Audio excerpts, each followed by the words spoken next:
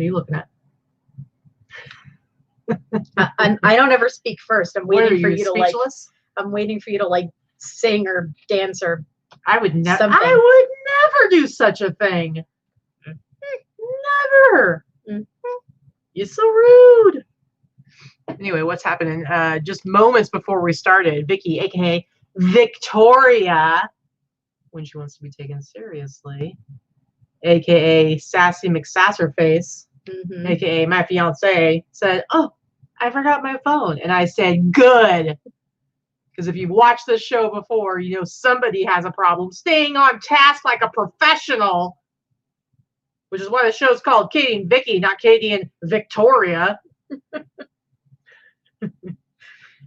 You're ridiculous. You're ridiculous. Anyway, what's going on, guys?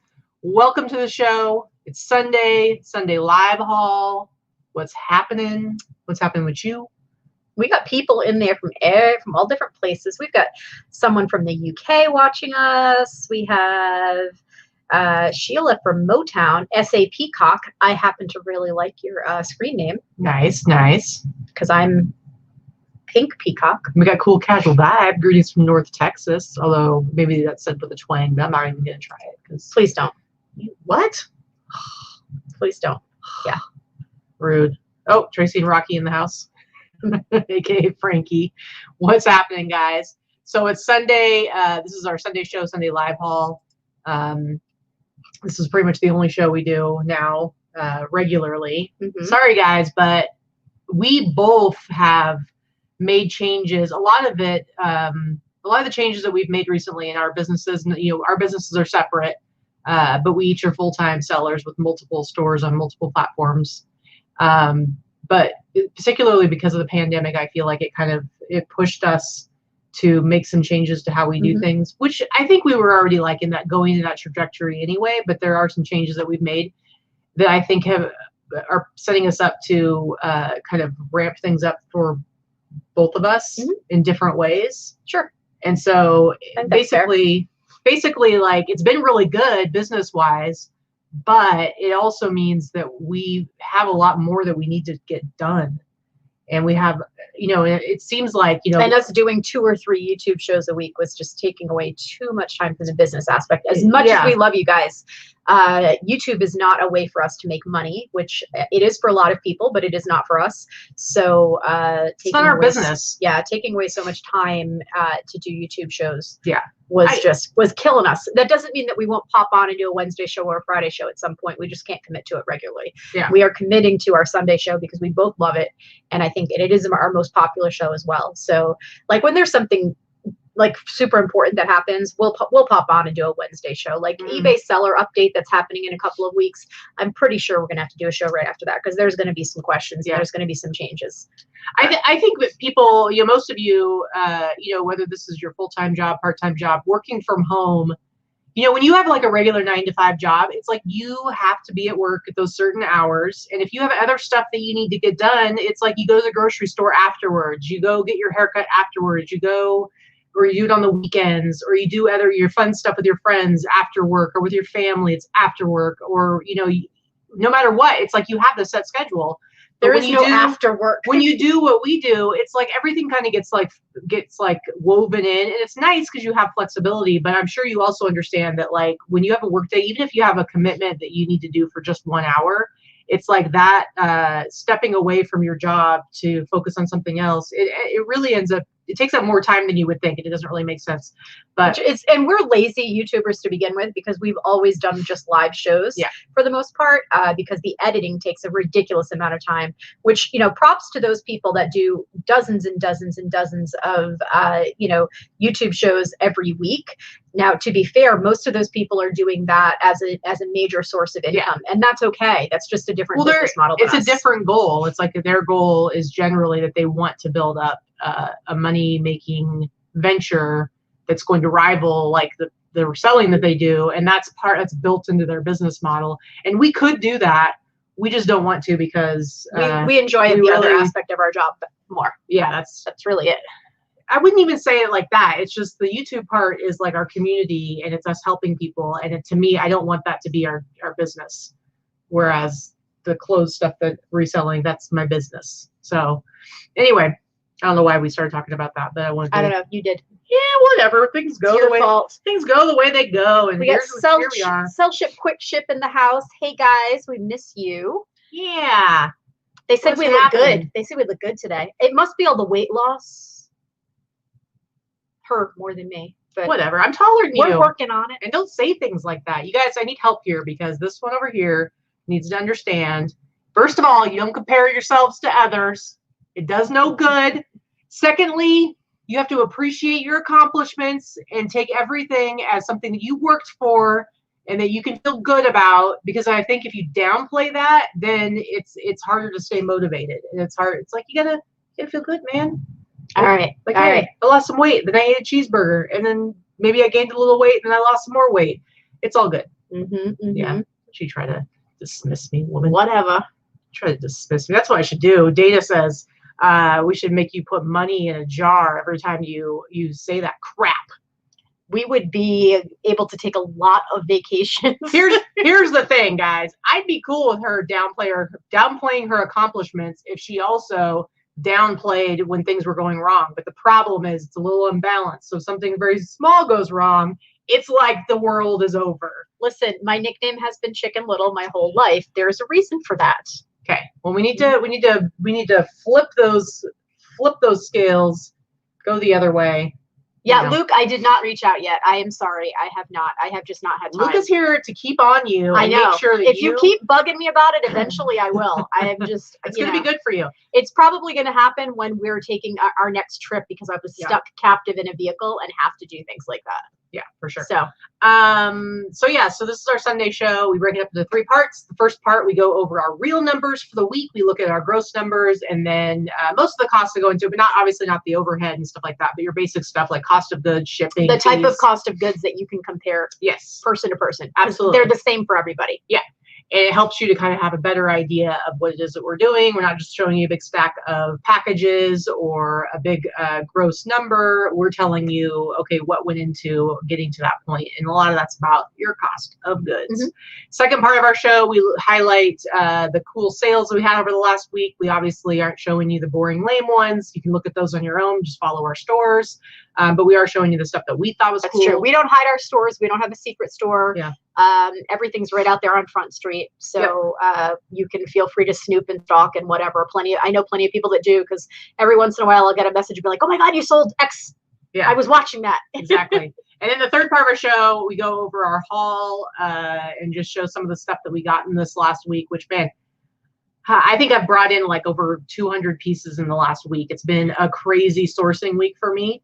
So, so I had to be, it's like, it's overwhelming because I kind of had to just grab a few things and be like, I guess I'll show them this, because I can't possibly show you everything that came in. Me, on the other hand, my sourcing has been mediocre at best. So I had that big, huge purchase that's part of it. About 2 weeks ago. So I haven't really sourced much since then. I've sourced one day since then. So that big, huge purchase, a lot of it was like bread and butter stuff. So I did show you guys the highlights from that already. So I do have a couple more to show you today. But I went sourcing on Monday, but my lister picked everything up on Wednesday, so I don't have a lot. You might need to I don't have a lot to show you. So she buys it and then she ships it out immediately, and then it gets to Sunday. And she's like, I'll show it next week. I just don't have it this week. Well, okay. I'm running a week behind. Or sometimes she's like, oh, I got it back, but I just put it all away. Oh, I don't know. That's what you've done that before, so it's true. Just saying. I hate the clutter. Just saying. Teresa says we demand to see everything. You know what? Next time I do the whole Torgum thing, which we'll talk about some more later in the show, I think I'm going to need to do maybe just like a short video of just like, here's the piles, and then once they're all organized, like kind of go through them a little bit. So people, if they want to watch and look and see what I got, they can, because there's no way I can incorporate the scale of it into this show without this one over here maybe taking a couple of naps. I might have to having a snacky snack, whatnot. I can only look at t-shirts for so long, guys. And to be fair, I always sit patiently and do through show and tell when she comes home from sourcing. Oh, I thought you were going to say on the show, and I was like, that doesn't happen. No, but I've already seen everything by the time I know, but it's called acting. It's like how when you show some sort of dress or thing, and I go, oh, that's really cool, and I try. You really don't mean it. Well, no, it's not that I don't mean it, but it's like, come on, am I really like blown away by a dress you got? I have no idea what's going on. So, but I will, to elevate the energy of the show, whereas Vikki, luckily not this time because she left her phone downstairs, is like this. Answered messages. Yep, it's true. That's her. Wow. First round, and the Oscar goes to seriously. I'm like petting stuff. Yeah, you know, that you're showing. Like, I'm into it, man. She's not dramatic at all, Chris. I'm making it entertaining. Anyway, so yeah, so I'll do that next time, but we'll talk later about kind of my whole Torgum experience. I will give you just a quick teaser. It was awesome. Definitely, and we're going back. Definitely going back. For me, it's going to be a monthly thing. She should be going with me for the next one at least, because I do have women's clothing there. But I may not do monthly. That might be a little too much for me. I don't want to do the turn and burn monthly, but we might do it. We're probably going to go again in a couple weeks. We're going to Phoenix in 12 days, yeah. But 12 or 13 days. But then we are going to be going to Torgum. Yeah. Probably 2-3 weeks after that. Well, I'm gonna need to go once a month because of the value of the source, and it really is a game changer for me as far as like the kind of inventory that I carry, and I need a full day. So she's gonna go with me. She's not gonna want to do a full day, but she's probably not gonna want to go monthly with me. So there'll probably be lots of times I'll just go by myself and do a full day. I can't do it. I can't do 8 to 9 hours in the car and then 5 or 6 hours sourcing in a warehouse by myself. Like, I just can't. I'll go nuts. Yeah. I can do it every once in a while. I can go with her and then have one of our local friends come and pick my ass up to go do something else during the day. Absolutely. Well, so sell ship, quick ship. Well, I might be hitting you guys up to come pick me up at a warehouse in LA. Because she's going with me, but I was like, okay, we need to like manage expectations here. I'm like, I will be spending an entire day. So you guys say that you want to go, yes, but if you go, you have to spend $500 minimum. So that's something you guys have to figure out. If you live close and you want to go with Katy sometime. No, it doesn't work that way. So don't tell people they can do that. That's true. I can because the business license, we have the same business license. Right, but they have very strict rules. You have to have your business license. You have to have your documentation. You have a limit to how many people can go with you, and they have to be people that work for you. They can't be somebody just your buddy. And when you have somebody with you, it increases your minimum buy. So, and you can't necessarily set your appointment. Like I went with the boys from yesterday's fits, and even though I was able to go the same day, we had to be at separate warehouses because they didn't have enough. They had too many people at one of them. So it's really not. It's not a team sport, I'll say. Yeah. So if you want to do it, it's something you have to invest the time and energy to setting it up for yourself, getting your own appointment and going. And you're not gonna necessarily, like, I can't just be like, come along with me. Yeah. So that's basically how it goes. That's true. Anyway, all right. Shout out to Thrifting is My Beach, who gave us a $5 super chat for all the knowledge that we have shared. Maybe it's the knowledge I've shared or the knowledge you've shared. We'll say we both shared it. I'll let you have a couple bucks. Anyway, thank you so much for the super chat. Give you a little super chat. Say super chat. Yo. Swallow. No. Swallow your drink. Go away. Okay. Anyway, thank you so much, Thrifting is My Beach. Appreciate it. All right. Do we want to get to some numbers? Yeah, let's get to it. Let's look at our numbers. Let me move this over here, and I'll share the screen. And we're going to start with. Let's see. So I think Deb is in the chat too. So Deb, it's the next time we go, we're going to talk to you anyway. It's going to be, I'm going to be hanging with Mel. And you and Katy might be able to go and make an appointment together. We'll see. Yeah, I mean, it's like you can try and get your appointments at the same time. It's one of those things where it's like you probably want to make your appointment well in advance to make sure that they have a room on that particular day. But again, you're not going together. Yeah. But maybe you can possibly go in at the same time if you can arrange it. But it's not. There's no guarantee. We would be together because we're yes, the same we would be together license. because we would be the same business to them. So yes, we would be together. It's just having other people with us. It's a little trickier. All right, talk about your numbers. All right, so nothing exciting. This is, I have to say again, I'm heading into, I think, the 6th straight week where my numbers are real down for me. They're okay. But at least eBay, my numbers are very down. So again, thank you for List Perfectly for having me on several other platforms, because like I would be really depressed if it was just my eBay numbers right now. I expect that they're going to pick up. Newsflash, I'm in managed payments as of tomorrow, folks. What? So listen, I am expecting that big old pickup from being in managed payments and getting on Google and having Google Pay and all that shit available. So I'm just saying, I'll let you all know. It could happen. It could. I don't know. It could happen. And then I go on the next day. So I'm a day after you. Go on. Yeah, so I'm excited. We're both going on in the next couple of days. So cross our fingers that it's smooth. We both understand how the platform works and how the processing systems work, especially because of working on other platforms. So I am hoping. So let's see.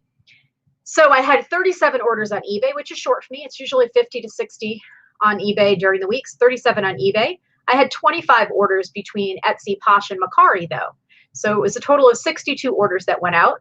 eBay, I did just under $2,100. I did $2,095. I'm rounding up. Whoa. I'm rounding up 5 cents. Add those numbers. Go ahead. Yeah, I rounded up 5 cents. Screw you. Etsy, Posh, and Mercari, I did $1,351. So my total for the week was $3,445, $3,446 if I round up my 5 cents.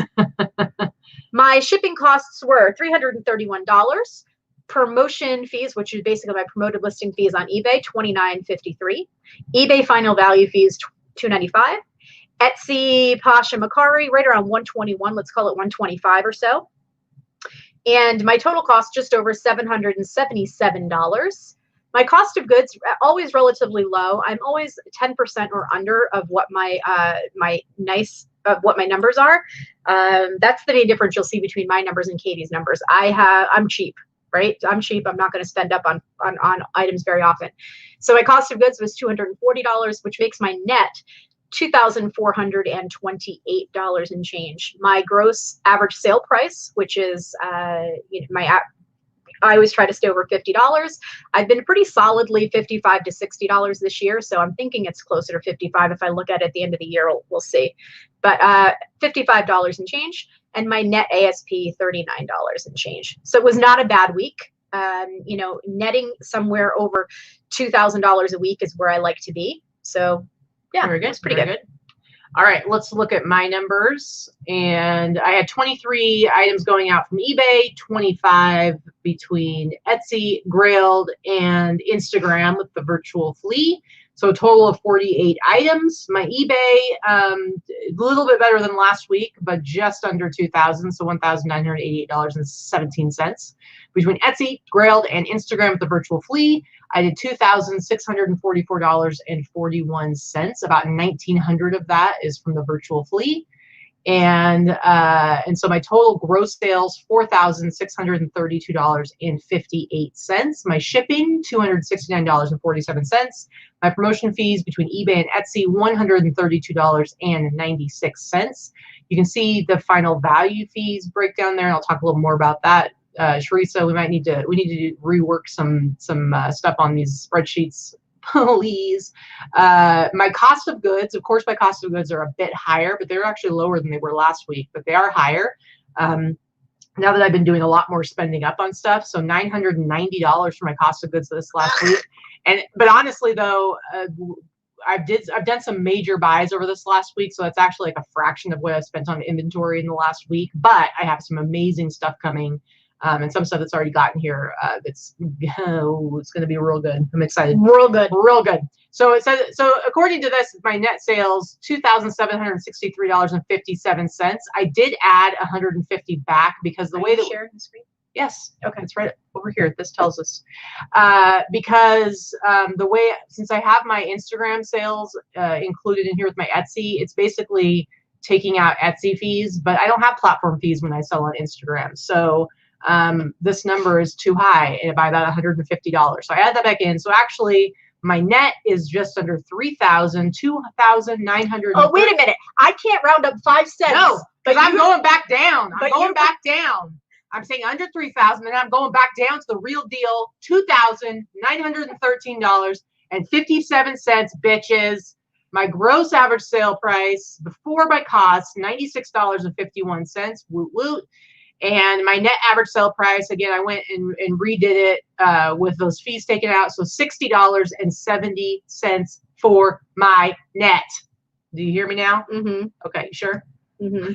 But anyway, but I do want to point out, because Vicki's like, oh, you know, I'm doing so bad, which is just ridiculous because her numbers are crazy, probably compared to like last year or the year before. She's doing fantastic. I am actually I'm down. I'm down. Oh, you were doing crazy last year, but yeah, still you're doing really good. If you look at, so like I have, you know, my last 6 weeks, I'm actually the lowest 6 weeks in the last like 14 months, and yet still really amazing. So my total gross sales over 4,600. Vicki's, so I'm like $1,200 above her when it comes to my gross sales. But you look at the net, and I'm like 2,900.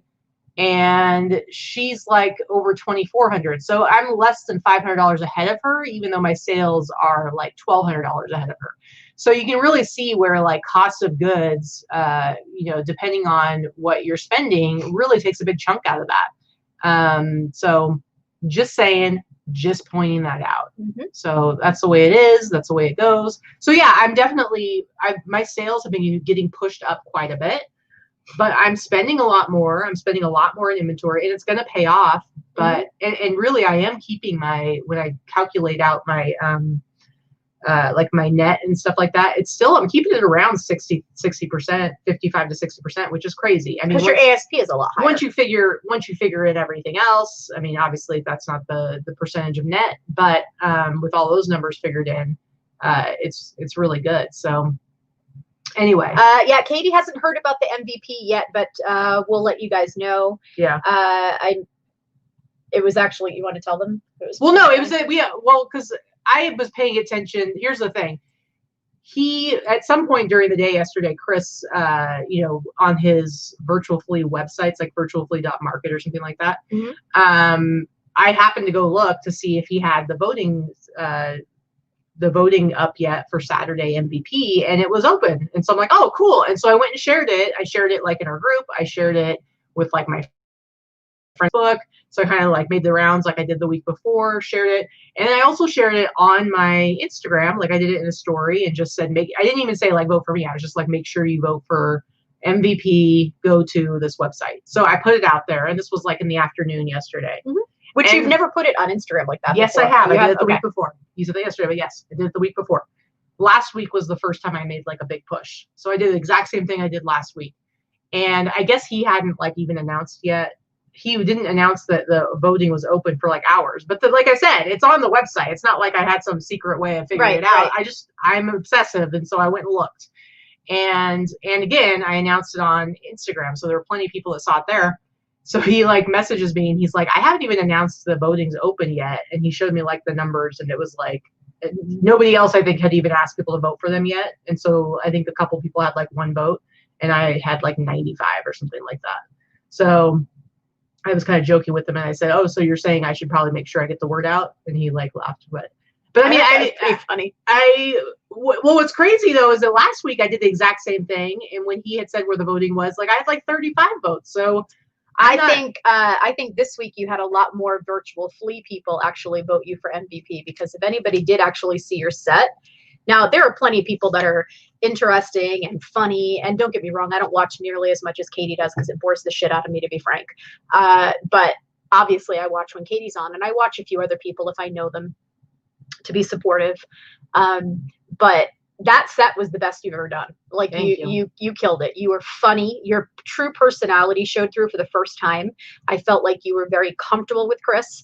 It took you 4 times to get there, and you were super, you were very comfortable and confident. You're always confident. Let me rephrase that. But I think that the first few times you were not quite as comfortable. So you were just going through the motions, and as much knowledge as you have, it's great, but you were a little fast, and it wasn't, your personality wasn't shining through, where I think your funny personality came through yesterday. And I think that people got to see the you that we know, where the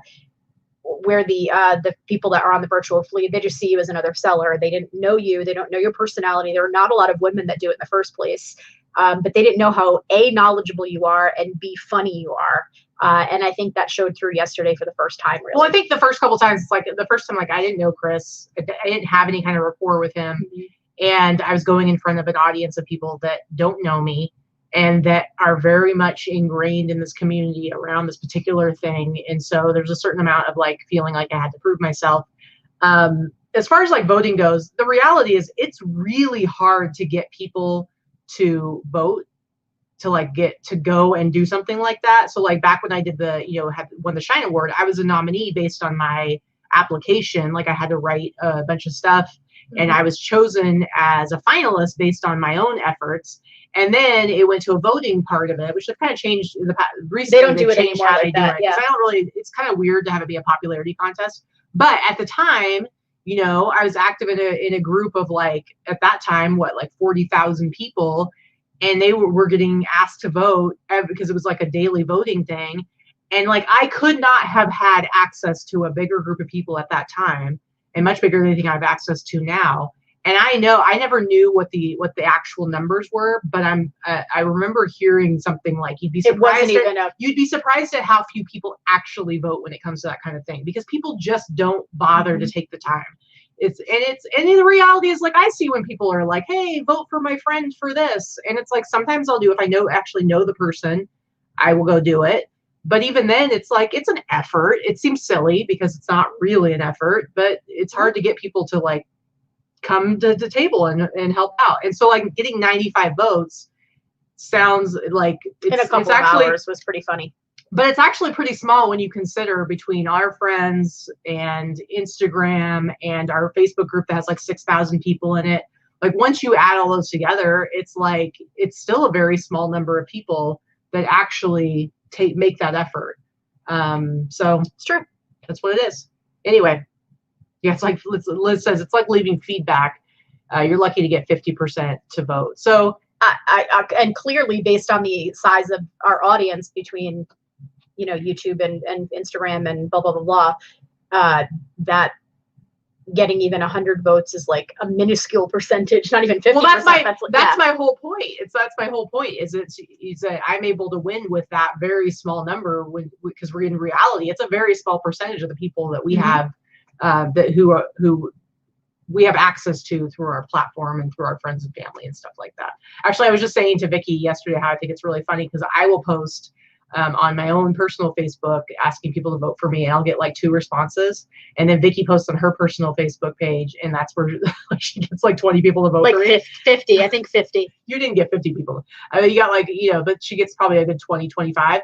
Those are just the ones that commented. I know plenty that voted that didn't comment. But it's just funny. I think part of it's because like she's actually active on Facebook and I'm not, so I don't know if people see it, or her people just love me more than my own do. So that's probably true. It's brutally true. Yeah. See, Teresa, it's because I engage more on Facebook. Yeah. But I think it's partly true that like my friends and family on Facebook, although they overlap now, any one of them that know you, even the ones that don't know you, I probably have 10 people that voted for you that have never met you. Yeah. Like they just. Yeah. So they like you. They like her. My mother likes her more than me. I mean, sorry about it. Anyway, so let's go ahead and look at our sales highlights for this last week. What do you say? What do you say? What do you say? All right. What do you got? Starting with you. Bring it on. So this isn't super exciting, but the reason why I wanted to show this is this actually came in that big lot of that estate buyout that I purchased and that my friend got for me from Utah. So I had several hundred pieces. I kept a couple hundred myself. This just goes to show you that the most common looking type of thing can have some value, the type of thing that some people would normally pass over. So I have pennies invested in each of these items, right? Maybe 25 cents an item based on the amount of things that I purchased. I listed these, they sold overnight. I never comped them. I didn't look them up, but because I don't really comp things very often, but they both sold to the same person at full price. They didn't even have time to roll into a sale because they sold that quickly. So like I said, maybe 25 cents an item I have invested. And they sold for, I mean, it was a nice $80 sale plus shipping. Nice. And they're just these very basic, boring swimsuit cover-ups. Interesting. I just want to tell people I have picked up a lot of vintage swimsuit cover-ups lately, and I have to tell you, I've probably picked up 10 in the last month or so, just because I happen to have found them. And every single one, I think I have one left. They've all sold very quickly. So vintage swimsuit cover-ups are a thing. So keep an eye out for them. Yeah, for sure. All right. First up for me is this Gathering of Nations powwow jacket, the satin bomber jacket. I usually pick up stuff if it has a really good graphic and a Native American theme to it. This is just a really cool jacket. Let's see, you can see that there. It just looks really cool. It's not super old, from 1997, but it's the. Where did we get this one? I think I got it at in Arizona in Kingman. I think so too. What's great is it Gracie's vintage? Yeah. Gracie's vintage. So I think I paid like $25, maybe $30 for this, and I sold it for the price you see there, $139.99. It's just a really cool jacket, and I think I picked this up the last time we went through. So what, like a couple months ago, which by the way, we're going to be going back through there here in a couple of weeks. So whoop whoop. Anyway, just these jackets do sell, and particularly if they have like a really amazing graphic on them. So I have one later to show. There you go. So $25 into $140, not too shabby. Ooh, he's cute. I don't sell a lot of plush, but when I do, they are usually a good seller. So this is something that I had picked up. I had to ask somebody what the hell his name was. I don't follow the Pokemon. Don't act like you're too cool for school. I am. I was too old when Pokemon came out, first of all. Whatever, man. Adults like Pokemon too. The ones that started playing it when they were younger. Yes. Sure. You don't know. Go ahead. Anyway, I had sold this one. It took like maybe a month or two to sell. I think I paid $2 for it. He just happened. It's not even a soft one. It's like the big, but it's hard on the inside. The hard styrofoam pellets. It's like not even a squishy dude. But it's not that I paid like $2. It sold for, $49 you see there. But the buyer paid $50-something to ship it internationally. So he went to, I don't even know where, I can't remember, but he went international, I think New Zealand. So I thought it was pretty cute. He cute. Tommy's saying something about starting my own, doing my own auction stuff on Instagram. I don't really have any interest or any plans to do that. I like doing it. I like doing the virtual flea, and I don't know if I want to keep doing it like weekly. It takes a lot of work to get set up for it. But I like being a part of the community and doing it with other people. And I'll talk a little bit more, but I'm going to actually be doing something else tonight that I'll talk to you guys about in a little bit. But yeah, I don't have any interest in like going in and trying to like create my own. And there are a few people that are trying to do that and are doing it. And it's cool.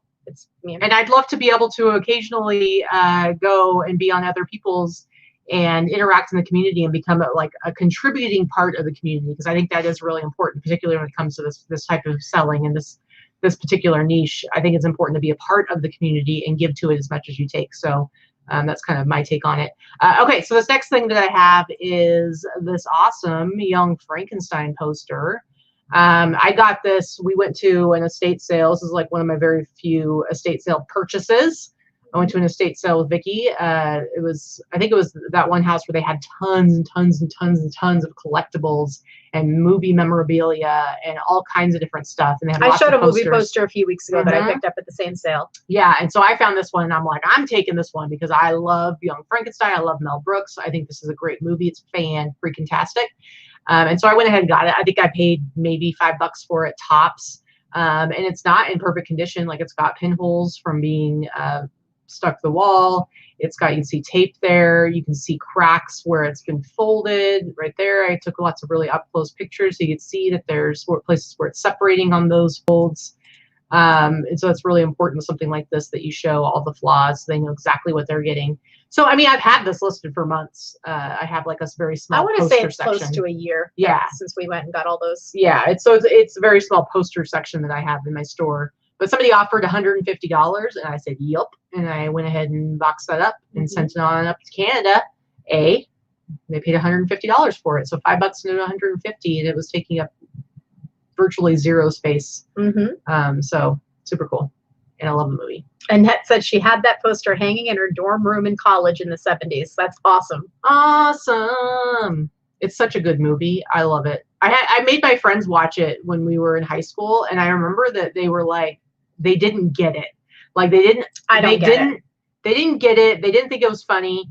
And then like a number of years later, one of them was like, you know what, like I watched it again and it really is a brilliant movie. But at that time, like in the 90s, high schoolers, they just didn't think it was, they were I like, still don't think it's funny. it's hilarious. And you are incorrect.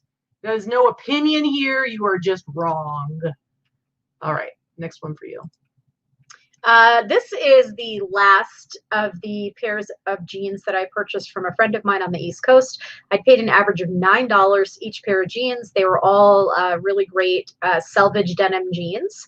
And this one sold, this was the last pair. It was size, it was black, first of all. Black jeans do not sell as well as blue jeans, men's or women's. They do take a little longer to sell. And it was a pretty small size at 32 inches. But it's actually sold for what you see there for $160.97.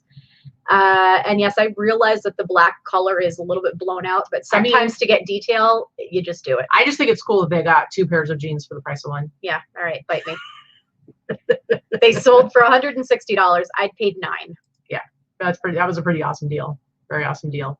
Man, I've seen something. Luke says he has an amazing connection for a guy who's selling lots of original 1950s, 1980s movie posters from the cinema, selling lots. He did a huge buyout from a couple of theaters. That is really, really cool. I used to work at a movie theater in the 90s when I was in high school. And now that like everything is like so popular with 90s stuff, I'm just thinking like, man, think about all those posters that we had then that probably people would be really into now, the movie posters of all the stuff that came out like in the 90s, all the action films and horror films and stuff. But that's how hoarders begin. Like you go, I gotta save everything because someday it might be worth something. You're bad enough. Aw. You don't need to become a hoarder. No, I don't want to be a hoarder. Anyway, anything else in the jeans? Nope, that's it. Cool, cool, cool.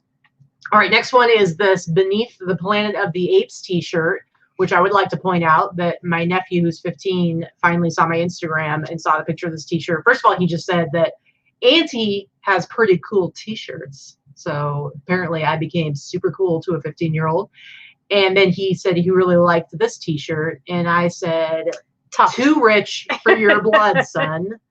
And, but anyway, I bought, so this is actually, I wouldn't say it's a sad tale. I wouldn't say it's a happy tale. I'd say it's a meh tale, a tale of meh. A tale of meh.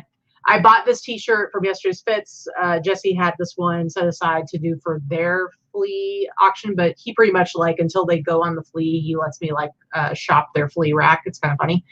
And this was one of the t-shirts, and I bought it. I paid up for it. I bought it for $150, and it hasn't sold. I think I did a set price for it at the flea, and it hasn't sold.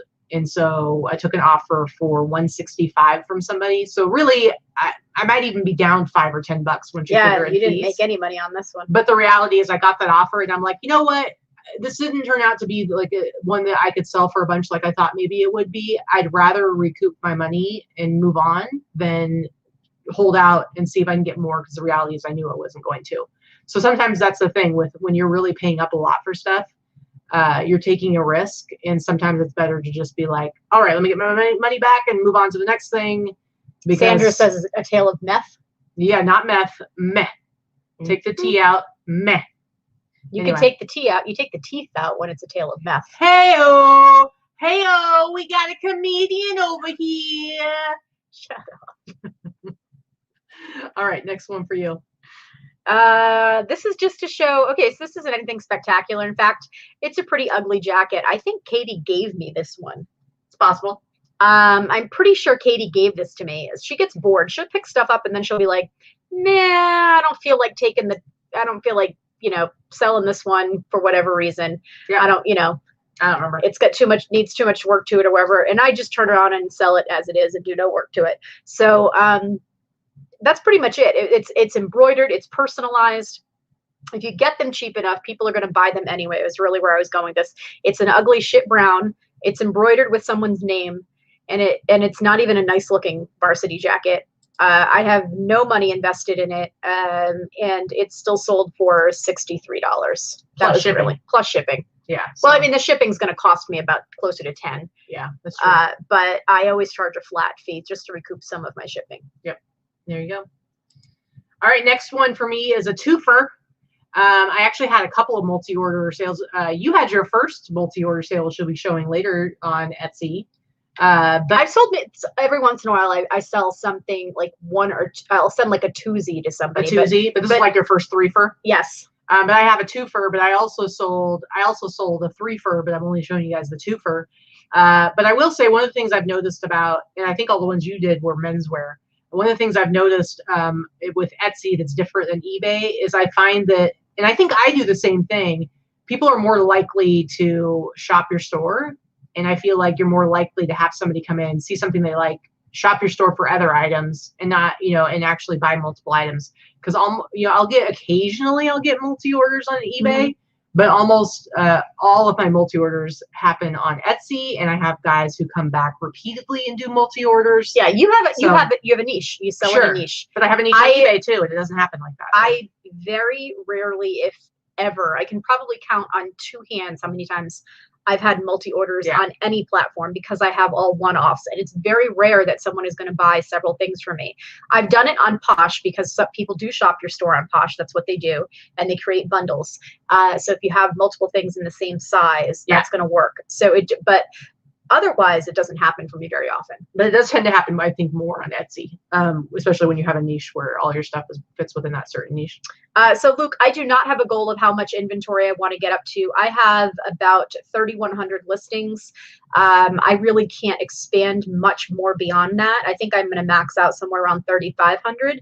But to be fair, the way that I do my business now, I shouldn't be able to get any higher than that, because I should be selling to the point where I'm not getting any bigger than that. So I'd like to keep a solid 3,000. If I get up to about 3,500, that's great. I expect to sell 2 to 3 times what I normally sell in Q4, because that's normally what my business does. And now I'm even on multiple platforms. So I don't think I'm going to be able to get much higher than where I am now. For sure. So with this one, they bought 2 things. The first one was this New Jersey State t-shirt. I think I paid maybe $5 for it. I actually got 2 of them. So that's why you can see it's still a live listing.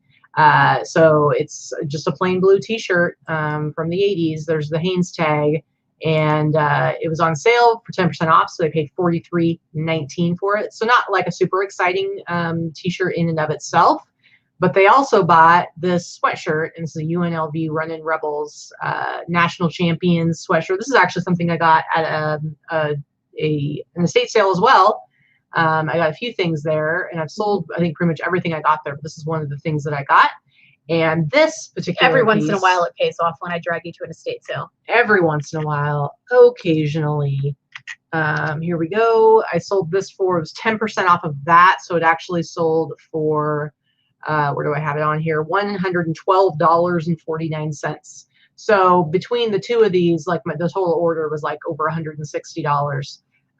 So I just love getting like these multi-orders like this, because, and then the other one was like 3 different t-shirts, and none of them were like super high priced, but it was like over $100 with 3 t-shirts all in one go. So it's just nice. I'm willing to take a little bit less if you're buying more than one item. Yeah, so absolutely. Overall, it's a bigger sale. Yeah, absolutely. So that's kind of why I like the bundling thing on Etsy. I mean, on Posh, I'll bundle something for, if somebody likes 5 things, I'll bundle them and I'll give them a huge discount. Sometimes it works, sometimes it doesn't. But if I give them a huge discount, it's, because my cost of goods is so low, it's still a big sale. Yeah.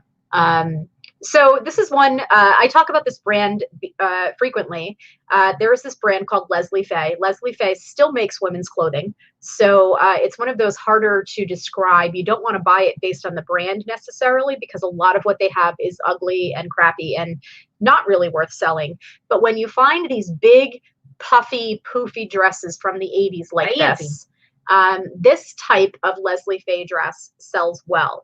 In fact, if you find this type of Leslie Faye dress in bright, bold 80s colors, you're going to get 2 to 3 times this price for it. But I paid about $4 for this. I've had it listed for, about 2 weeks maybe. It was not a super expensive listing, but a lot of people would walk by a dress like this and be like, nah, not that interested in it. Can't imagine who would buy that ugly thing. But guess what? People do. Those type of dresses sell for me very quickly every time.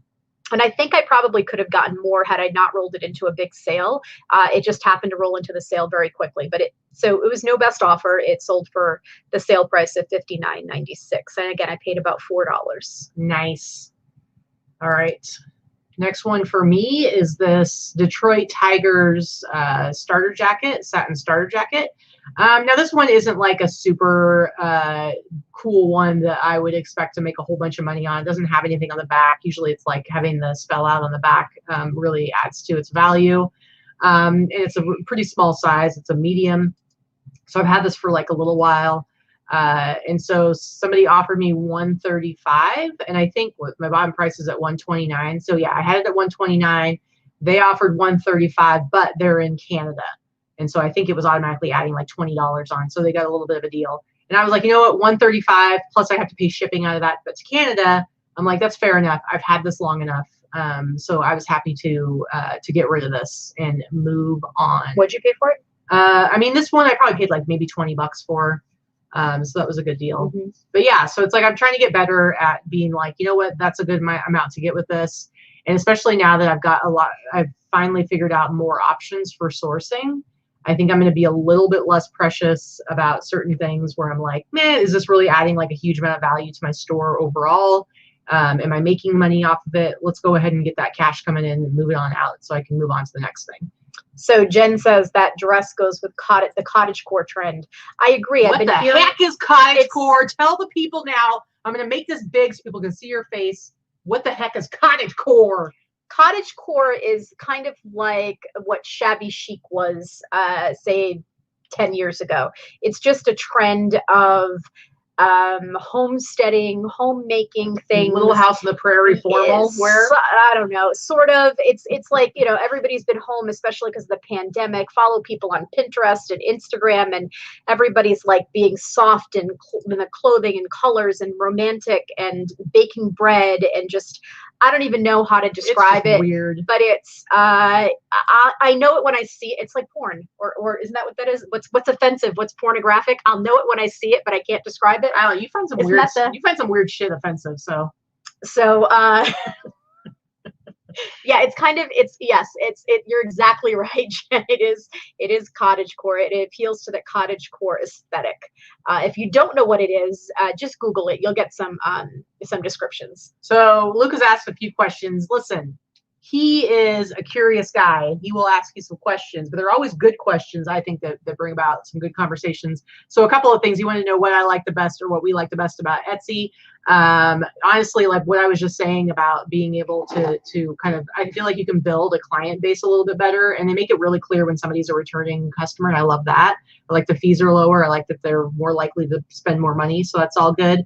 Next trend, hot trend in vintage clothing. I don't know about that, but one of the things I think I talked about a little last week is that stuff that's newer than 20 years is starting to become somewhat popular, as long as it still has tags. And we're talking about t-shirts here. Like one of the things that's really, really hot right now that maybe over like a lot of places maybe haven't caught quite on yet is like, you know, the Dark Knight, the whole Batman, Batman franchise of like, because there's a new movie coming out.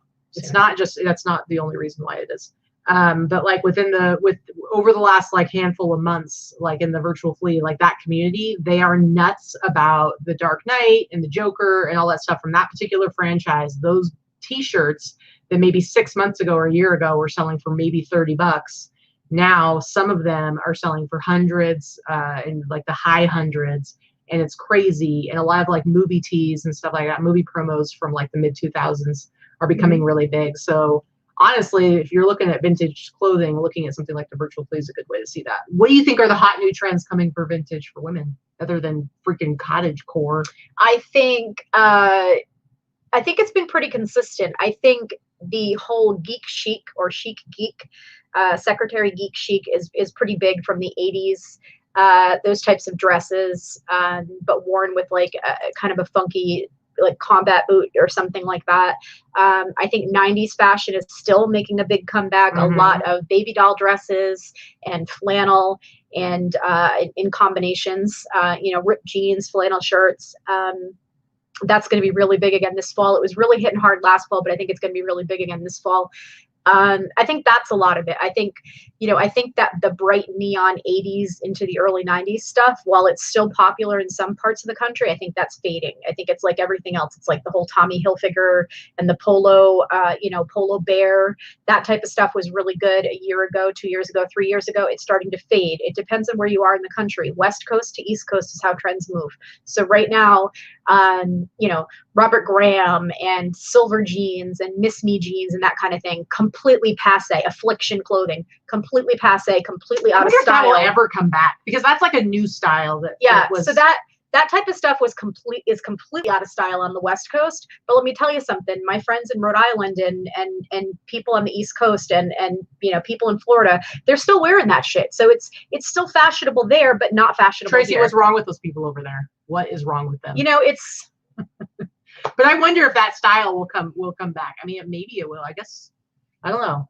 It'll be interesting, because everything happens in cycles. I think flannel, I think the whole grunge look, absolutely. I think, like we've already seen the high-waisted jeans pegged and rolled with the holes and the rips in them that only look good on skinny girls, by the way. No chubby girl with a gunt should be wearing the high-waisted jeans. Doesn't work.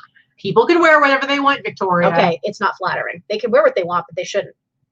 So like the high-waisted jeans with the rolled legs and the flannel tied around the waist, all of that stuff is super popular again. Again, it started again last year, and I think it's going to be that much more popular this year. Yeah, it's all stuff that you should definitely keep on top of as far if you're selling clothing. You should be paying attention to what the trends are. Yes, Seeker, fat shaming. I'm a fat chick. It's not fat shaming when I'm taking it about myself. You really shouldn't be. Nice try though. Anyway, let's go ahead and go back to. I'm looking at this. I think I'm done with this one. What do you got going on? So this is just vintage. I just wanted to point it out, like vintage Florsheim shoes, depending on how they're made, depending on where they're made. Not all of them are going to do as well as these, but I think I paid $5 for these maybe. And I mean, if you look at the bottom of them, they're like in impeccable condition, but they're super 70s style.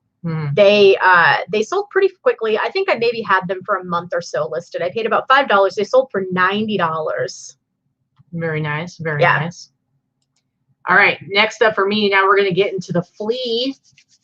And Kara, I'm not dissing you folks in Florida. I'm just saying fashion trends move west to east. And they start even faster in other countries than they end up here. I was never into the whole affliction thing, like that look. Was never my... I don't know. That whole thing to me, I feel like it's like this manufactured like rock and roll style, and then that feels kind of weird. So I wore it but I was wearing it 6-7 years ago, and then exactly. Shut your mouth. But it's trendy. It's like anything else. It's trendy. It's on trend still on the East Coast, but it's not here, and it's a regional thing. Yeah. So like you'll still sell it. Debbie says Texas is in a time warp. I don't know. I'm from New England. I think New England's in a time warp, but whatever. I'm in a time warp. I am a time warp. I listen to the same music I listened to 30 years ago. Whatever. It's true. But yeah. Okay, so let's get into just some of my virtual flea sales. So this particular t-shirt, I'm just going to show you like the post that I did on Instagram. This is just a cool Armageddon t-shirt. I got this in, like I said, I've been buying a ton of stuff. And I got this in a box of t-shirts that I bought during like an online auction, YouTube auction. And I got a bunch of stuff for a really good price. So maybe I don't remember exactly how many t-shirts I got out of that box, but it was $230 for probably like 12 to 15 t-shirts. So I'm maybe tops $20 in on this t-shirt. But it's really cool because like this is what the front looks like, and that's another thing. Like a lot of people really, really, really like a good faded t-shirt. A lot of people in the vintage streetwear world, they prefer it to be worn and faded than to be dead stock. And so this is like what the front looks like, and it's just a really cool t-shirt. I like the back the best though. I think that's really cool. So this is the promo from when it came out. So this particular small front hit with a big back hit. Is that what you call it? I don't know if you would even call it. You guys have been calling it. I don't know. Call it a mullet. Yes, but I actually don't know that this would qualify as a mullet. To me, the mullets are the ones that have like a little tiny thing right here, but this is like goes across the whole chest. So I think maybe this one maybe it's a little baby mullet. I don't know. Anyway, so I put this one up for auction. but I wasn't necessarily, this was not when I was expecting to go super high or anything like that, but it did go up to $100. And so I paid 20 for it, got 100 for it.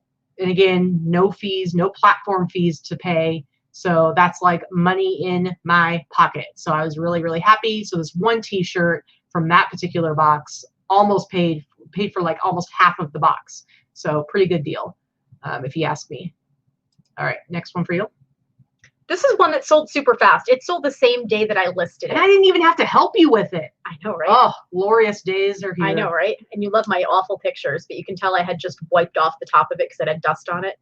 Good Lord, I'm a terrible photo taker. But whatever.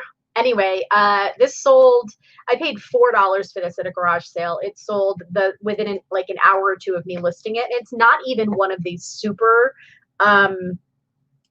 great models, but maybe someone had this on their watch list. It was totally a drop shipper because I got the message, please don't put any eBay material on it. Make sure you don't use an eBay box. Don't put a packing slip. I'm like, dude, I sent a message back. I'm like, I don't care if you're drop shipping it, whatever. Yeah. Well, some people, to be fair, if any of you belong to any Facebook groups, there are people who get real bent out of shape at the idea of somebody buying their thing and selling it to somebody else.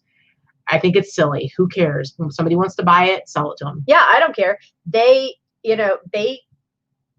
paid what I wanted for it. I don't care who I'm shipping it to. Doesn't matter to me. It's not like you got one over on me. I priced it relatively high compared to others by this model. So I was like, okay.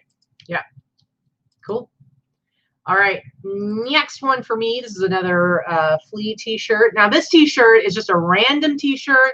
I bought on eBay. I'm always going and looking around on eBay, checking out what maybe I can jump in and snipe something or buy something. People put stuff up and they don't really think about like maybe something could have a little more value than they think. And so this particular one, obviously I was drawn to the whole like jokey parody New Kids Off the Block, but I also thought it was really weird. Like I have right here, I said, I don't know what's happening here, but I like it. Because like the back is like totally random Grantwood Archangels, and then it's got like on the side it says, this is your brain, this is my brain, any questions? So that whole like this is your brain on drugs kind of thing. And then our school is cool. So it's like so random, and I'm like, I don't know what the heck's going on here. But my buddy Enrique messaged me. He's somebody that's bought stuff for me before, and he was like, hey, this is actually a test t-shirt from like a t-shirt printing factory or whatever, and they would just take one t-shirt and test 4 different prints, and he actually collects them. And so it was great to have that information. So I had this up for auction, and guess what? He bid on it and he won it. So I paid $20 for this. He actually collects these, and he paid $100 for it. So I turned it from a $20 t-shirt into a $100 t-shirt. I'm sorry. I think that's a fantastic shirt. It's so funny, but I'm cracking up at Jacob Michael. So Jacob, you crack me up every time in the chat. I have to say, he's like, that was totally me pretending I wasn't in love with Jordan Knight in the 80s. Yeah, pretty much. Oh God, you're so funny. I listen to the New Kids between you and Sandra in the chat, and I don't know who makes me laugh more, but you guys together make me laugh hard. Yeah. I was into the New Kids on the Block, like the music, and I would always like, pretend like I had the one that I was like in love with or whatever, but I was like, whatever. But really what ended up happening is, despite having curly hair, I still felt the need to get my hair permed. So I had Joey McIntyre hair. So there's early video footage and pictures of me. I've seen it. I know you have. I'm speaking to the people out there of me with a ridiculous curly mop on the top of my head, like I'm freaking Joey McIntyre. So I guess I just wanted to be them as opposed to be in love with them. Man, ridiculous. So my gay best friend, who has been my best friend since birth, also had a Joey McIntyre perm at some time in the 90s. I'm gonna have to find you that picture to show you because it was pretty bad. He had the Joey McIntyre hair. Awesome. Tracy knows, my friend Jason. But yeah, he's the same. He was probably in love with Jordan too back then. Yeah. No, Frankie, aka Rocky, I cannot sing like Joey McIntyre. Please don't go, girl. Really hard. You're gonna do it? You need to, I tell you this every time. If you're gonna sing or do any kind of performance on the show, I want you to commit to it. And you always feel so. No, anyway, all right, let's go to the next item. What you got? So we were talking about bomber jackets not being, you know, it really depends on the graphic and things like that. I picked this up at what used to be my favorite thrift in Kingman. I paid maybe $1 for it. I think Katy passed it over that year. Iridescent. It's this weird iridescent. So it's like that green, pink, whatever, depending on what way the light hits it. So Sam's Town is a Vegas casino. It's still open. It's not a closed casino. So it's usually closed casino jackets that do better. But I thought this one was pretty cool, and I paid $1 for it. And I knew it was 90s because that whole iridescent thing was very 90s. But yeah, I paid $1 for it, and it sold on Etsy. Sorry, I was trying to highlight Tracy's comment because it's funny. So you can go ahead and look at that while I'm doing this. Scooby-Doo bop beep. There you go. Sold for $100. I don't know who bought it for $100, but whatever. They were not in Vegas. I thought it was pretty funny. Mother of pearl jacket. Yeah, it kind of is almost like a mother of pearl. It's just that strange iridescent. It looks almost like a gray when you're taking a two-dimensional photo of it, you know, flat. But it's definitely that that pink, green, whatever color. Yeah, interesting. All right, next up for me is this awesome Leprechaun 2 t-shirt. Now this one came in a different box of stuff. I'm telling you guys, I've had some crazy stuff as far as sourcing goes lately. You know, there's all different ways nowadays, especially with how popular t-shirts are, you really have to be creative in how you seek out inventory. And I'm not going to reveal my secrets on this particular score, but basically I found this guy and I did some snooping and figured out that he was a big, you know, a lot of the stuff he was selling where I found him was all movie memorabilia stuff. And he had a couple of clothing items, but not a lot. And there's one in particular that I really liked, but I went ahead and contacted him and I was like, you wouldn't happen to like have some other movie clothing pieces that like you don't have listed, do you? And that opened this whole conversation, and he has now separated me from a large sum of my money, but I have gotten, and $2,000 later, yeah, at least, but I have gotten so much good stuff. And just from the first box I got from him, the first box had 11 pieces in it. I sold 4 at the flea, and just those 4 pieces paid for that whole box, and I still have 7 ridiculously amazing pieces from that box. And then today I actually just opened up 2 more boxes of stuff that came in. That's just, it's pretty cool. It's been a pretty, you stop it. They can see you. I have you on the camera, woman. You know what? The people on the virtual flea appreciate what I have to say. And so you've had a lot to say today. But I'm getting some, according to who? I'm trying to get some affirmation from you. Tell the people, because I'm not showing them these boxes, that it's a pretty amazing score. Yeah, you go grab your phone, you can look at it, yawn a little bit. You spent $2,000 with this guy, and thank God he actually sent you some amazing stuff. Yeah, it's pretty crazy. So keep an eye on my Instagram, because seriously, there's some cool stuff coming. But this Leprechaun 2 was in the first box. It's like super worn and faded. But the thing about Leprechaun 2, it's actually not, there's not a lot of these t-shirts out there. It's really hard to find them. And so this one actually went for, I would say, a steal. It ended up going for $195. But on that particular box, I probably spent about an average of $60 a piece. So $195, still a good turnaround. The next box I got, the 2 boxes I got today, those are more like $27 a piece as far as my cost goes. But just really cool, $195. It's a crazy shirt. Next. So I had shown this in a video. I actually showed this in the vintage clothing haul that I did, where I talked about this dress. It sold. I had paid maybe $4 for this. Picked this up when we were in Utah a couple weeks ago. It's been it's been about 4 weeks now since we went to Utah. I paid about $4 for it. I had a lot of interest on it, even though it is super tiny. On all of the platforms, but it sold for full price on Etsy.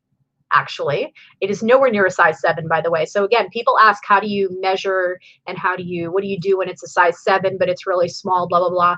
This is a size 7 in the 60s. A size 7 in the 60s is not anywhere near a size 7 now. So nowhere in my title does it say a size 7. I put the actual measurements of the item itself. It measures as a modern size small, and then I put the measurements in there. I put size 7. Sometimes I'll put it's tagged size 7, but measures as blah, blah, blah. I think anybody who's actually buying vintage like this should probably know that they need to look at the measurements, because it's true. But that's why you put it in the title, because nobody's searching for vintage size 7 and thinking I'm going to buy it because I'm a size small. You know what I mean? Or an extra small. You just have to put with what the measurements are today. For sure. All right. What did it sell for? Oh, sorry. Pay attention. Sorry. I forget that this doesn't show the pricing. Bam. Yep. Sold for $79.95. $79.95. And did you charge shipping or no? No, free shipping on Etsy for clothing. So yeah, $79.95, free shipping. Good deal. It's first class, so it's tiny. All right, now I've got my last 2 pieces I'm showing to you guys are my crazy pieces. Now this came in that first box I got from the guy. This actually paid, this particular item paid for half of the whole box of 11 pieces. But this is a Jason Goes to Hell, the Final Friday. This is a legit vintage 1993 Friday the 13th t-shirt, single stitch. It was in practically brand new condition. It's an XL, which is a crazy good size for these t-shirts. It's like a really popular size. And this is actually a really hard to find graphic, the one that's on the front of it. If you look up Jason Goes to Hell, it's all these other ones, but this one is like not as easy to find.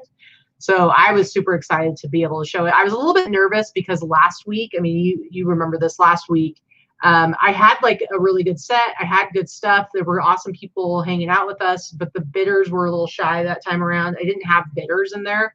And so there were a couple pieces that even though I doubled my money with what I invested for that virtual flea, there were a couple pieces that I was a little disappointed on. Mm-hmm. This piece and then the other piece I'm going to show you guys, they were the ones where I was like really nervous this time around because I was worried that they were going to go for way less than what they should.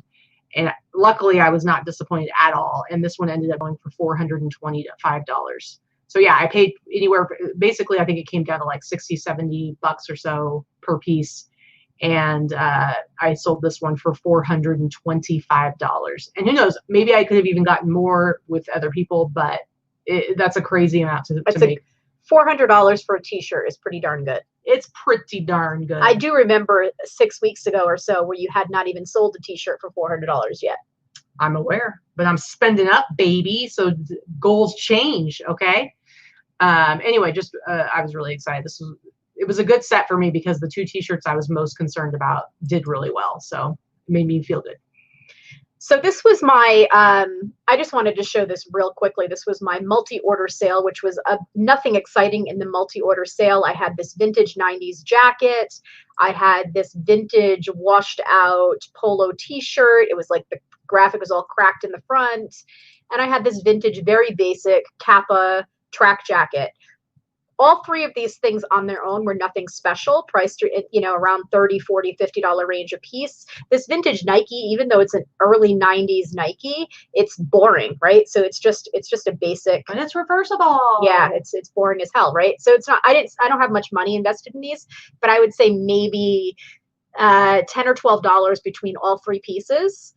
And then I sold this as a multi-order to one person on Etsy for $199 for all 3. Do you want to show the prices on these, or no? I mean, I'm just saying all 3. It was combined because it's too hard to break it down. But yeah, $199 for all 3 pieces. I was perfectly happy with that.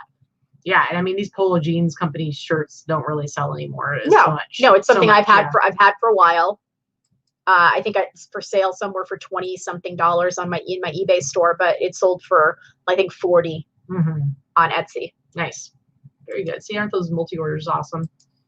I always like it when you get surprised by them because you'll look at your phone, there'll be notification, it'll be like you just sold blah blah, and you're like, what? What did I just sell? Yeah, it's crazy. Love it. All right, this last one. Woo-wee! Whitney Houston. So we've got the Wicked reseller in the chat there. That's Sandra. And let me tell you, she played a little hand in me getting this t-shirt for the virtual flea. She had given me a heads up that there was somebody on Instagram who was going to be selling off some vintage stuff and in a live. And I tried to go to it, but I ended up missing it. And so I went and watched the replay, and this shirt came up, and I was like, oh my God, because the woman who was selling it had it up for $18. And I was like, holy shit.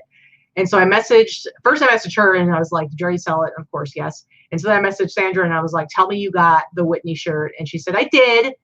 And so I was like, would you be willing to flip it to me to sell on the virtual fleet? And what's awesome about Sandra, and I told her, of course, I'm like, you in no way are obligated to sell it to me just because I'm whining and asking for it. So she knew she could say no, but I bought it from her for $80. She bought it for 18, I think. I bought it for 80. And of course, quick flip, no fees, all that. And of course, she knew I was going to sell it on the virtual fleet. So I wasn't, some people do shady stuff where they're like, oh, I'm buying this for my personal collection. And then they go off and they sell it immediately just so they can get a better deal. But she knew I was going to be selling it on the virtual fleet and was excited to see what was going to happen. So I picked this up from her because I knew that like there was some witty stuff that had been popular on the virtual fleet. I didn't know anything about this particular t-shirt, but when I got it and I actually looked it up, I'm like, oh, there aren't any other ones that are listed anywhere. And the only ones that have sold on eBay in the last year are like the crappy remakes, reprints. And so I'm like, maybe this one will be like extra special and people will really want it. Maybe it will be like sought after because it's not available. And so I put it up. People were bidding on it, and it ended up selling for $440. Mm-hmm. $440. Yeah, Jen says Sandra got the assist on MVP. She sure did. Yes, and believe me, I made sure to give her her dues. I shouted her out on the virtual fleet. I'm not going to pretend like I just got this by myself. It was definitely a huge assist, so I really, really appreciate it. And I pretty much like how Jen put, and yeah, again, you gotta like commit to it. You'll just like belt it out. Come on. I like how she's got it all drawn out. I thought it was pretty funny. It is funny. Anyway, so I mean, that's where like the risk and reward comes in because of my experience the week before, it's like you just never really know. I could have bought this t-shirt from Sandra for $80 and then it sold for $100 on the fleet. Like you just don't know. That whole process could have been like, nah. You just don't know how it's going to turn out. So it's like, I'm going to have stuff where Frankie, my hope to my 80s. My hope is just that I don't ever spend a bunch of money and lose out. So far, I've been able to break even at least. So I don't know. Listen, Frankie, I will have you know that I have a really good singing voice. That was not shown right there and then, but no, well, I do have one. That's why I always give you a hard time because I'm like, she'll like, my favorite is when she's like, I'm going to do like a little rap now or something, and then she's like, it's like, come on, if you're going to do it, come on. No, rude. Anyway, so we're going to go ahead and talk about our hauls. Mm-hmm. You're already like ready to go. You're like, here, I got my first thing right here. I'm ready to go. Let's do this. Let's get this over with. Come on. I don't have that much to show, to be honest with you. Once again, hopefully I'll have some more stuff next week. So far, if I don't even know if Crystal is watching, but Crystal, I have nothing for you on Wednesday. I have nothing new. I picked up nothing. So one of the things I wanted to show is this is a brand that's pretty common. You'll find an awful lot. It's a vintage clothing brand. So it's Henry Lee. And you can see that this dress actually has a metal zipper. So this is a vintage dress. This is from the 60s. It's just a basic dress with a back zip, hidden back zipper. But this is one that I picked up in that big, huge clothing haul. It has this belt with some rhinestones on it. Just trying to show. It's just a basic black dress with this nice little belt. And this dress will probably, I probably have 25 cents into it based on the number of items I picked up. This will probably sell for about $75. So it's just a very basic dress. It has some nice basic. It has some nice tulle underneath for the netting underneath. It's just really pretty. It's all about the photographs and the keywords on that type of dress. And again, if Crystal happens to be watching, let me tell you something. The gem that I got in this girl for doing listings for me and being able to fix all the little doohickeys that I don't notice when I send her something and it's got like a seam rip or there's a button missing. She repairs everything. She's fantastic. Well, and then I get to jump in on it because she doesn't work for me, but I get to be like, oh, I picked up 3 things that all need repairs. Here you go. And she takes care of it. So one of the things I picked up, we're talking about like Affliction and Miss Me and Rockstar and, Rock Revival, that type of thing. Still super popular other parts of the country, even though they're not popular here. So I picked up these Rock Revival jeans. These are men's. I picked these up for $1 at a garage sale. I got them home and realized that they were missing the front button. So the front button is much larger than a normal button. So I was hoping that she would take one of the buttons off the pocket and put it in the front. But the way that these type of buttons are made, they will snap if you take them off of the back. You can't like repurpose it on another part. So what does she do? She orders a button replacement from Rock Revival. It comes in, it came in this little thing, and put it on these jeans. And now I can sell these jeans for $80 to $100 as opposed to I would have been selling them for $30 because they didn't have a button. Very cool. I only paid $1 at plus what I paid her to. I think the button cost a couple bucks. I'm not sure if they sent it to her for free or not, but I paid her money to repair. So Very yeah. cool. So that's the type of jeans that, yeah, they were totally popular even 2 years ago here, but not anymore here, but still on the East Coast. Again, it's how fashion goes. Like, we're completely passe, I'm sure, compared to Europe. You know, everybody, it goes in stages across the country for sure. So Rock Revival, that's a good brand, like Big Star, Miss Me. Those are the types of jeans that, with that big piping and the bling on the butt and stuff like that, not super popular here anymore on this coast, but they still sell. They don't sell for what they sold for a year ago. There's a lot of guys here in Vegas who wear them, so. Well, we have a lot of rockers that are stuck in the 80s, never mind the 2000s here, so. That's true. Yeah. My turn? I only showed 2 things. Oh, well, I thought you said you had like 5 things. Go ahead. Jeez. It's already been the Katy show. Jeez. What's wrong with the Katy show? You're rude. You're rude. This also came from that same house with the, you know, the whole estate. These are like vintage 60s. They're ridiculous. Reindeer boots with like that gum sole. They're the ugliest hippie looking things, but they are popular. If you ever see these out somewhere, they do sell. It's usually deer or reindeer. This particular one still has the tag in it. Ooh. How much do you think those so were they're back from in the day? Norway. I don't know. It doesn't have the price tag. It just has the tag. I said, how much do you think those were back in the day? I don't know. Expensive? I don't know. Not Wallabies. Wallabies are made, are still made today, and they're made by Clark's. But it's a similar style. You are correct, but I would not use that in the title. But yeah, it's their fur. They're so hideous. But I'm probably a quarter invested. I'll probably sell them for like 50 or 60 bucks. Ridiculous. Who's wearing those? I don't know. Somebody with small feet because they're really tiny. Mm-hmm. Let's see. I guess you can go if you want. Okay, so like I said, I went to Torgum on Monday, and so for those of you who don't know, Torgum is a big vintage warehouse. I don't think they would be considered a rag house, because I feel like the rag houses are the ones who get like the raw bales of t-shirts and stuff that haven't already been sorted, and you can find just anything in those. All the stuff that comes to Torgum has already been pre-sorted elsewhere. It gets gone through any of like the crazy. Like, you're not going to find a wrap tee that's worth $4,000. It's just not going to happen. All that stuff is pulled out. I think they have bigger clients that they send like the really high end stuff to for high dollar amounts.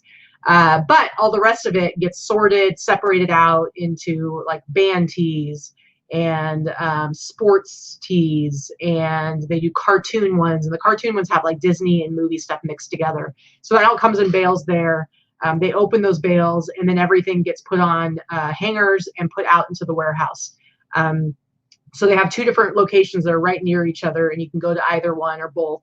And when you go in, it's literally like, it's almost like you're in a thrift store, but it's way bigger. They have a smaller one, and then they have one that's like twice as big.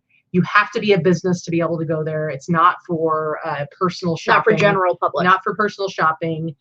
You have to, there's a minimum buy. If you're one person by yourself, it's $500. If you're 2 people, it's $1,000. Or maybe it's like, if it's 3 people, I think it's like $3,000. So they really don't want like a bunch of people coming in. You have to submit like your business documents, and of course you have to be committed to buy. When you go, you pay up front, at least the first visit, because you are required to spend a certain amount of money. And you have to make an appointment ahead of time. You can't just show up. So anyway, so when you go, you're basically shopping through racks of stuff, and you're going to find cool stuff. And maybe you'll find something where they were slipping. Somebody who like fell asleep at the wheel, or they just missed something, like maybe like those Batman tees that they don't know are super popular yet. They haven't caught up to some of the most current trends. So you might find stuff like that. And if you've been going there a while and you spend a lot of money, you might be asked to, if you want to open bales. So for instance, Jesse was in a different warehouse than me, but when the last couple times he's gone, the guy there's like, you want to come open bales, which means he gets to go in the back and open a fresh cartoon bale. And he gets to find some of the really cool stuff that probably wouldn't necessarily make its way to the floor or get scooped up by somebody else. So I spent a total of like 6 hours, I think, maybe 5.5 to 6 hours. I need a whole day. So I would say the only down part of my visit is I didn't get enough time because we couldn't be in the same warehouse at the same time. I went to the smaller one. So I was at the smaller one for like 3 hours. I really was done there after 2 because I wasn't opening bales. And then I got to switch with them. And so then they were in the small one. I was in the big one. And I only got like a little over 2 hours in that one. Really, I needed to have probably 5 or 6 hours just in the bigger one. But I still bought like $900 worth of stuff. Probably got like 100 pieces. Almost everything I bought, I paid $10 a piece for. And it's all stuff I can sell for $40 and up. So this is why I will probably need someone to come rescue me, because I cannot spend 6 hours in a warehouse looking at freaking t-shirts. I went there budgeting myself about $2,000, Luke.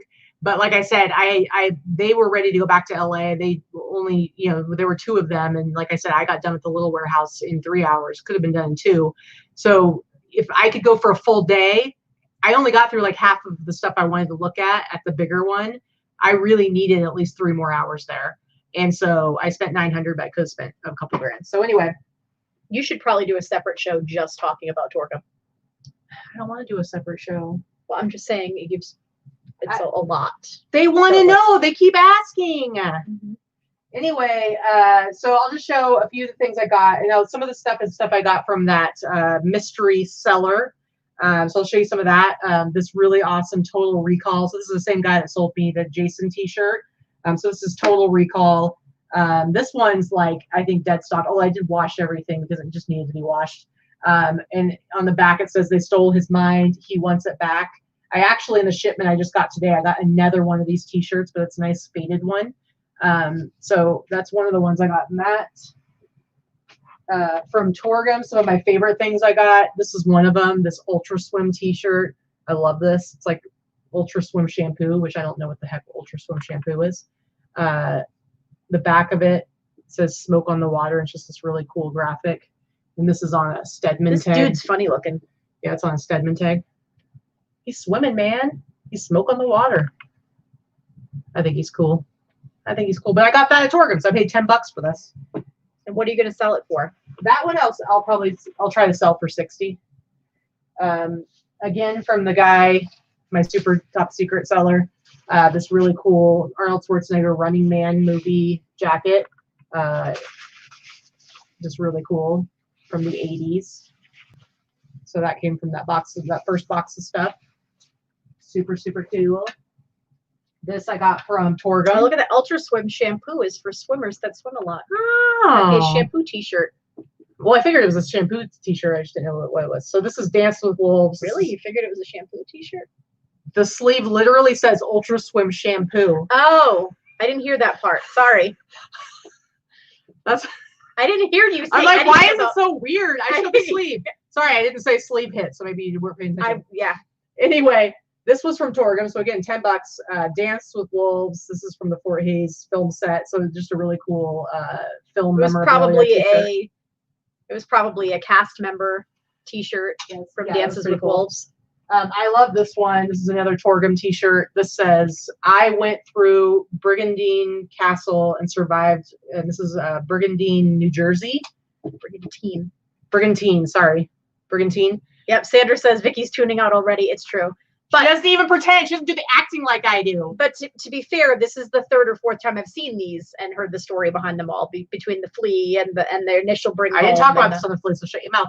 Anyway, this particular this Brigantine Castle was a haunt, one of those, like a horror haunted house. But it was only around in the 80s, so I think it closed like 84 or something like that. So this is just a T-shirt, like, an 80s T-shirt from when you would have gone to that. So I think it's a really cool, like, horror T-shirt with some history to it. Again, $10. Like, if you went, you'd want that. Or if you didn't go and you love horror t-shirts, you'd want that. That's true. That's true. Jerk. All right, this one I actually bought from a bulk buy from somebody else, and I didn't have time to show it yesterday on the show. But look at this, guys. Hyper color. Breathe on it. Nope, you're cold as ice, like your heart. Let me see. Oh yeah, it worked. Whoa, it worked real good that time. Anyway, so yeah, this actually does. It's crazy, like how well the heat. And I'm only willing to put my mouth that close to that thing because I know she washed it. I did wash it. It was funny because it totally says like you need to like lay it out to dry it. I totally threw it in the dryer. It came out bright yellow, and I was like, whoa, because it was still hot. And I'm like, it totally changed colors. But then it went right back, and it's actually got a really good effect on it. So I know, get COVID. We live in the same house. Yeah. I'm not giving her COVID by breathing on the tea. I paid $30 for this, and I hope to sell it for like at least 70 or so. But that was funny. That cracked me up. Yeah. COVID. Yep. And then I got from Torgum, I got this awesome Jesus t-shirt that says "Just one drop of Jesus' blood." Something, something, something. I don't see. Can't read it. Washed away my sin. Yeah. So if you are a Christian, maybe horror fan, and you want to wear a bloody t-shirt, this is the one. That's the combination. Yep. I think it's pretty cool. I got that at Torgum, so $10. That's a very specific targeted audience. I know, right? A Christian that's into horror. Well, that was me when I was a kid. Anyway, Nightmare on Elm Street 3 sleep shirt. This I got from my super secret seller. I like that one. I think that's pretty cool. I just love the idea because it's like the whole thing of like you're not Dream supposed to fall asleep. warriors. And so it's a sleep shirt. I think it's super Jesus cool. Gorecore. Yeah, there we go. All right, this is hands down my favorite piece from Torgum, and this is The Abyss, the movie The Abyss from 1989. But this is the underwater film unit. So this is a crew t-shirt from The Abyss, and I would like to say that I did all the bleaching on this. So if you think it looks terrible, sorry. If you think it looks awesome, that's right. I did it myself. Because I had a few yellow stains on it, and I wanted to cover it up with the bleach. And so I did that, and I think it looks pretty cool. But this is probably the one that I'm going to sell for at least a few $100s. But again, I paid $10 for it, and I think this one totally slipped by somebody's discerning eye. It slipped. They were sleeping. They were sleeping. But I was really excited to find this on the floor because I'm like, oh my God, this is the coolest shirt ever. The Jen says Katy Crafts with a K. That's funny. Yep. And then the last one, I was wearing this on my virtual flea set yesterday. This Maximum Overdrive, Stephen King Maximum Overdrive t-shirt from the 80s. Sweatshirt. What do I call it? T-shirt. Sweatshirt. And then on the sleeve it says, starring Emilio Estevez, music by AC/DC.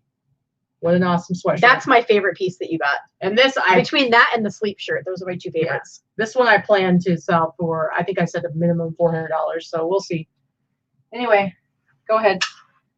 So just a couple more things that I have from that big haul. One of them is, I think I showed last week how like garters and shapewear sells, vintage shapewear, which is something similar. These are vintage slips. So like, women don't really wear slips now, but they did. Even when I was younger, they still wore them. But this is like one from the 60s. So the longer the slip, the more the layers, the fancier the hem is.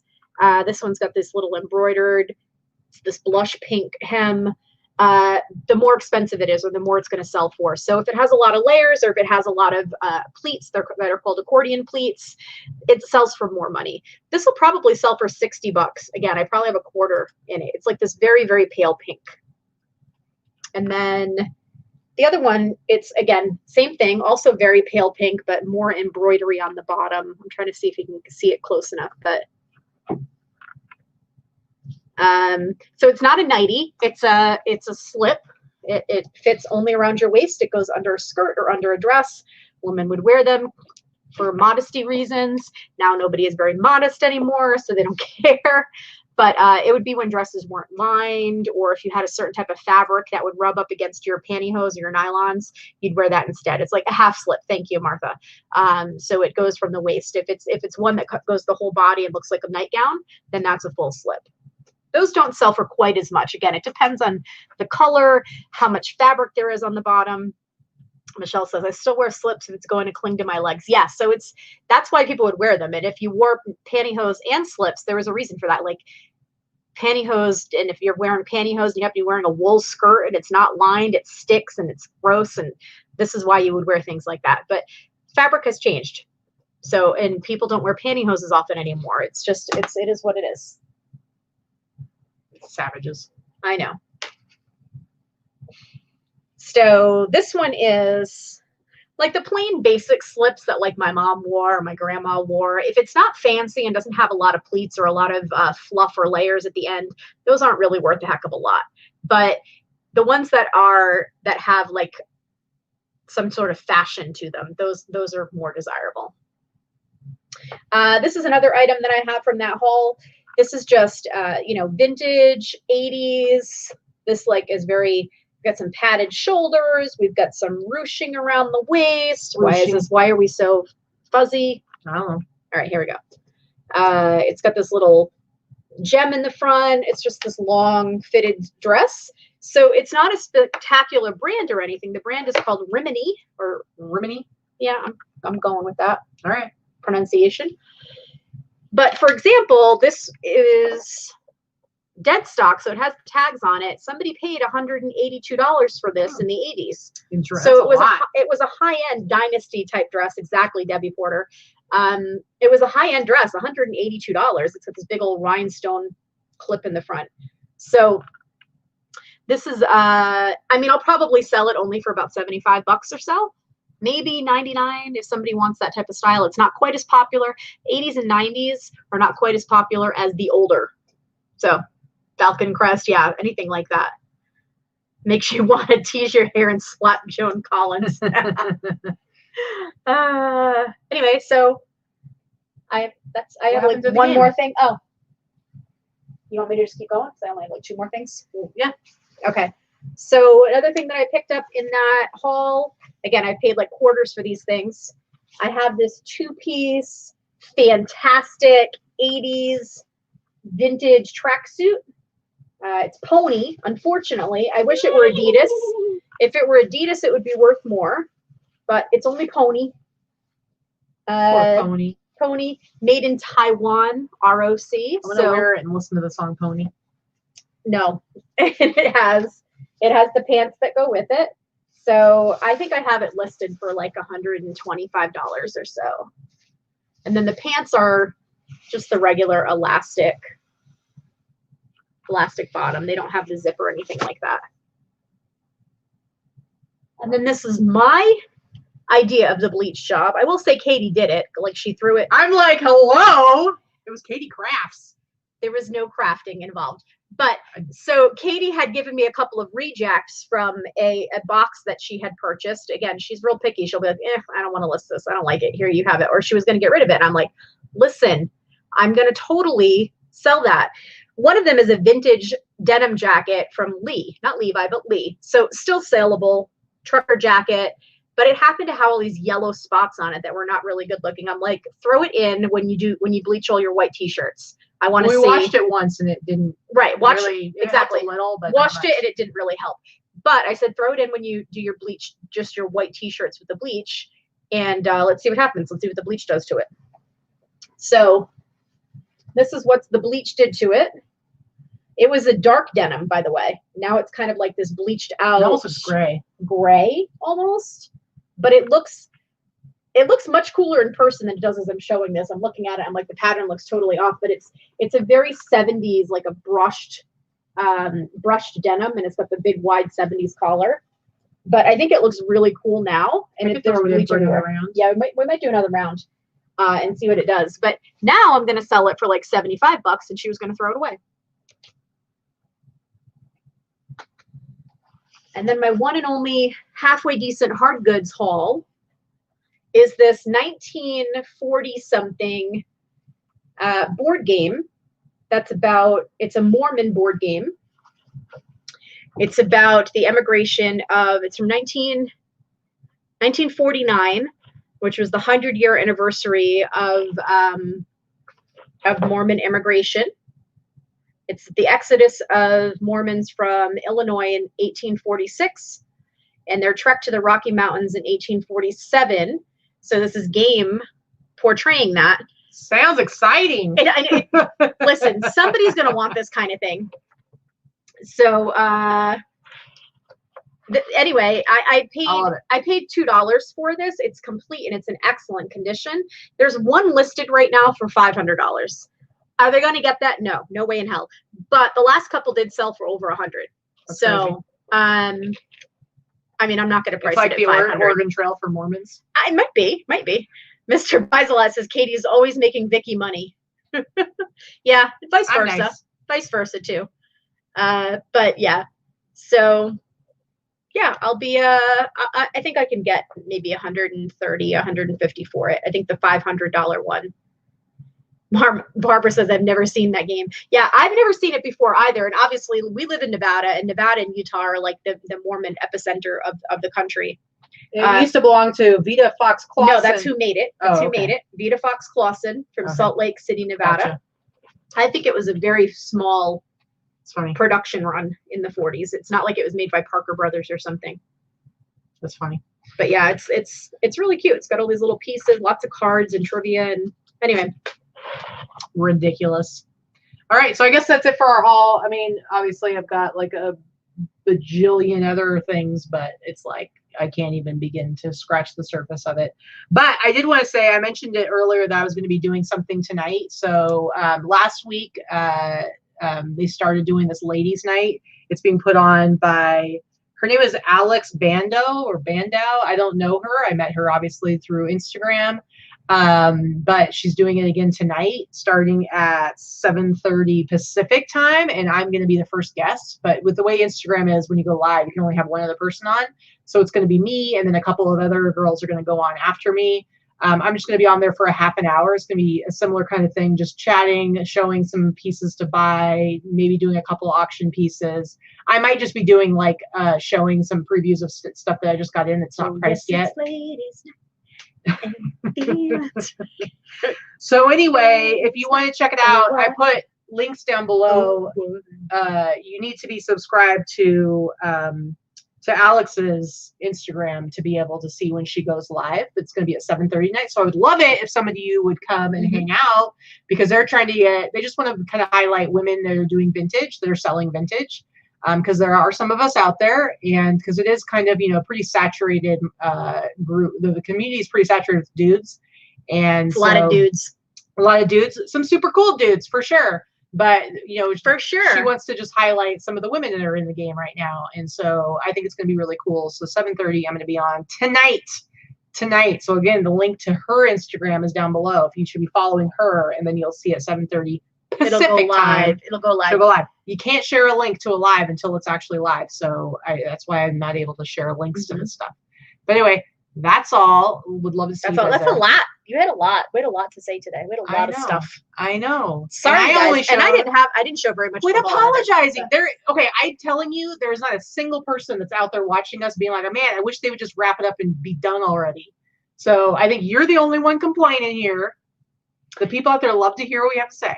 So I wanted to say, if you like the show, go ahead and hit the thumbs up. We had about 240 people watching at the height of the hour. But definitely hit the thumbs up if you like the show. Mm-hmm. I see we have a couple of our super fans already hit some thumbs down. So thank you for that. We appreciate the fact that we take up a space in your head. Yeah, man. Anyway, all right, guys. Alexis says, I wish this show was shorter. Me too, sometimes, Alexis. Whatever. All right, guys, we're going to go ahead and go because we got work to do, but we will talk to you later. We appreciate you coming and hanging out with us. Thanks for hanging out with us. We love you guys. You guys in the chat keep it so fun and so funny every week. Special shout out. I think Jacob's MVP for the week in the chat. Yep. Makes me laugh every time. Every time. Every time. All right, guys, we will see you later. We'll see you next Sunday. But feel free to come hang out with us in the Boss Facebook group because we're always there hanging out, doing nothing, working. Working. All right, I'm going to go get a snickety snack. Bye.